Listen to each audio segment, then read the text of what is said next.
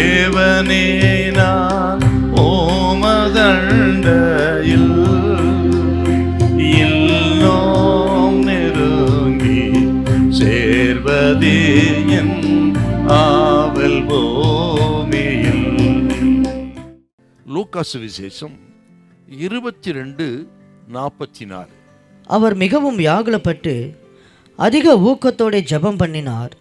அவருடைய வேர்வை இரத்தத்தின் பெருந்துளிகளாய் தரையிலே விழுந்தது. இந்த கெத்செமனே தோட்டத்துக்கு ஒரு நுழைவு வாயில் இருந்தது. ஆண்டவர் இயேசு சீசர்கள் இங்கே வந்தார்கள்.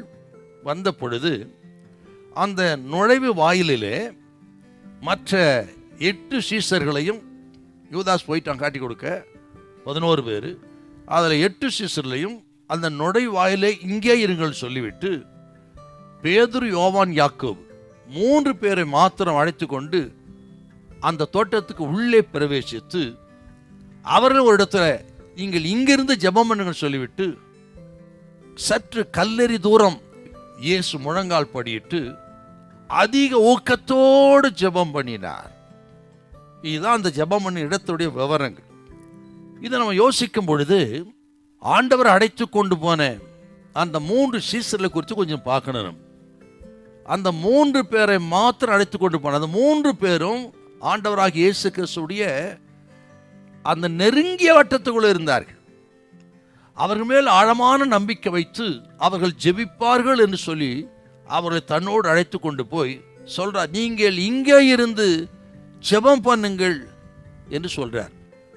என் பாரத்தை லகுவாக்க இவர்களாலும் கூடுமா என்கிற வியாகுலத்தை ஆண்டவர் அடைந்த இடங்க அது. ஆனால் இவர்களும் தூங்கிவிட்டார்.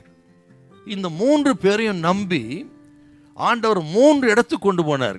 ஒன்று கெத்செமனே தோட்டம், 2வது மார்க்கு சுவிசேஷம் 5:37 யவீரின் வீட்டுக்கு யவீரின் மகளை உயிரோடு எழுப்புவதற்கு இந்த 3 பேரும் அழைத்து கொண்டு போனார்.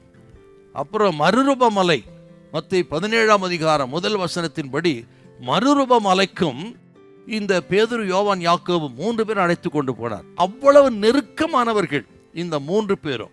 அப்படி நெருக்கமானவர்கள் ஆண்டவர் இயேசு கிறிஸ்துவின் வியாகுலத்தை பகிர்ந்து கொள்வதற்கு பதில் அவர்களோ அக்கறையற்றவர்களாய் அவர்கள் தூங்கி கழித்தார்கள்.